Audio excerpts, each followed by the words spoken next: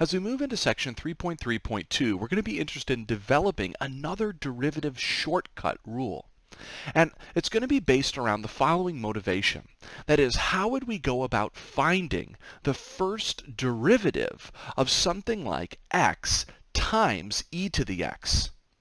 Now, we've covered a lot of derivative shortcut rules thus far, and to help see if any of those rules could possibly be useful here, it might be useful to go ahead and go underneath the Exam 2 Materials folder where you can find this particular handout, the Differentiation Rules handout.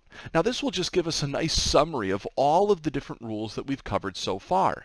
So you can see here that we talked about the constant rule in the last section, the constant multiple rule, the power rule, and the sum and difference rules. In addition to that, we've also had, down here near the bottom, this derivative rule. The derivative of e to the x was e to the x.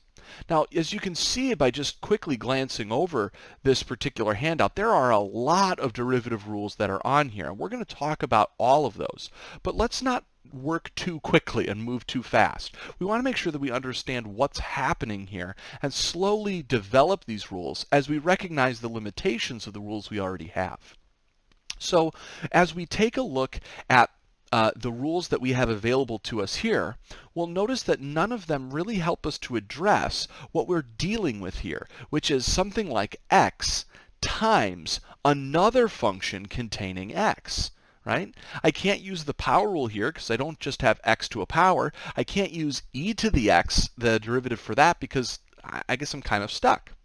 Well, what I could start to do is to maybe guess what this derivative might be. So here's where I'll start.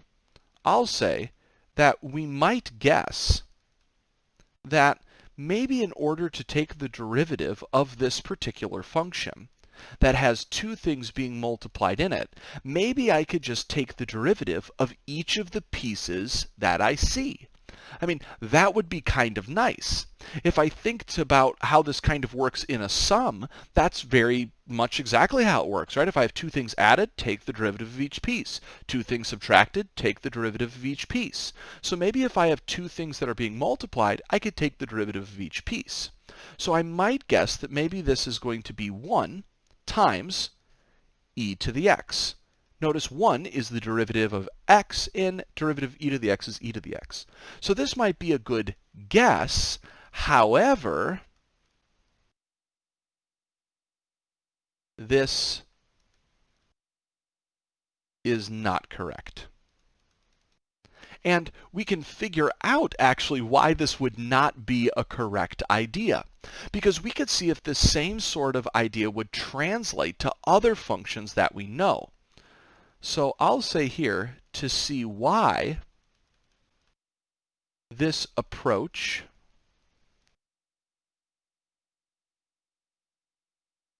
doesn't work, consider the function g of x, which is equal to x squared, or as we could possibly rewrite it, x times x.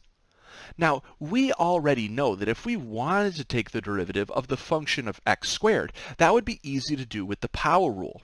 So I'll go ahead and say here that we know that g prime of x should be equal to 2x. But we can see that if we use the approach above, then we would say that g prime of x could be calculated by just doing the derivative of each piece in the product, right? That's what we were trying up here. And the derivative of the first x would just be 1. The derivative of the next x would just be 1. And so I'd have a total derivative of 1. And so I can see that this is clearly wrong.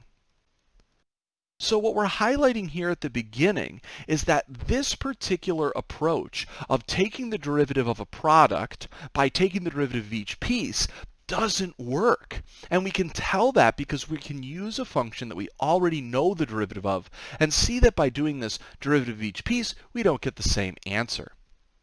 So we can actually summarize this in the following fact.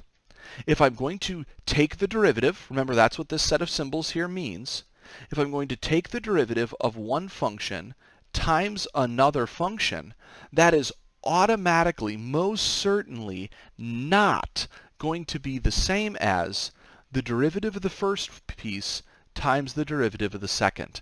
That is not okay. That will not work. That will never work. Do not try to do that. So how do we take the derivative then of two functions that are multiplied?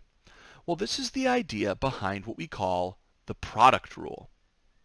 Suppose that f and g are differentiable functions.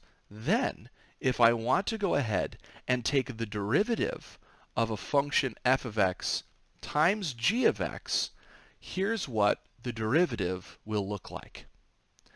It's going to start with f of x all by itself being multiplied to the derivative of g, and then being added to the derivative of f times g left all by itself. Oh boy, this can look a little bit strange. And even more than that, it's really strange because why is that the rule? Right? How do I know that I have to, what?